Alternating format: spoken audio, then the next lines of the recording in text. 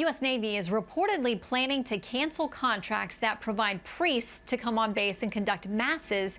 In some areas, they say it's a funding issue. But the issue is unlikely to impact other denominations and faiths, and there may be multiple reasons why this is happening. So let's discuss the situation with General Counsel and Director of Military Affairs at First Liberty Institute, Mike Berry, and Fox News contributor and theologian Jonathan Morris. Great to have you both with us. Thank you. It's great to be with you. Okay, according to some of the reporting from the San Diego Union Tribune, they quote Vice Admiral Yancey Lindsay, the commander of naval installations, saying this: "We have a responsibility to use our limited resources wisely in meeting the needs of our personnel." Goes on to note that religious services will be cut at bases where those services are readily available in the surrounding community outside the base. So, Mike, they're saying, listen, if people can leave base and go to Catholic Mass somewhere nearby, and we have to cut funding issues, we can't continue hiring outside priests to come on to the bases to perform these masses. Mike?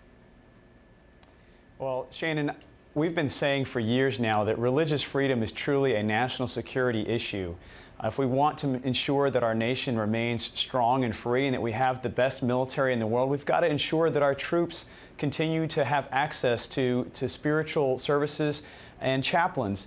And right now we've got a critical shortage of Catholic chaplains in the military. And when there's a shortfall like that, it's the responsibility of the Department of Defense to provide for our service members for their spiritual needs. And we do that through contracting, in this case, Catholic priests.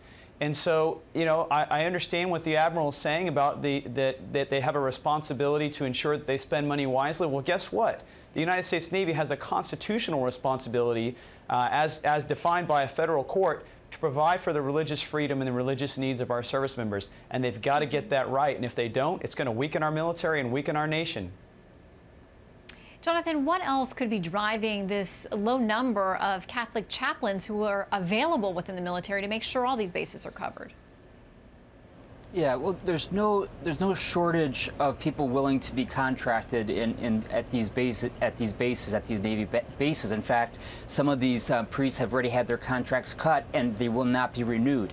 My feeling is that probably after this segment, sometime soon, this admiral is going to get a call from the President of the United States saying, what's going on? Now, this is a savings of $250,000 a year, which is equal to, according to the Archbishop of the military diocese, about 0.00015% of the budget, of the military budget.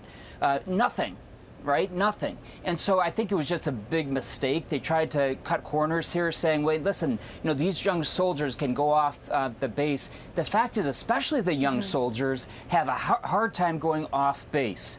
And the fact that there's no Catholic, and some of these Navy bases right now, if this allows to continue, there will be no Catholic Mass on these bases. I think it's a shame, and I hope the President of the United States steps in.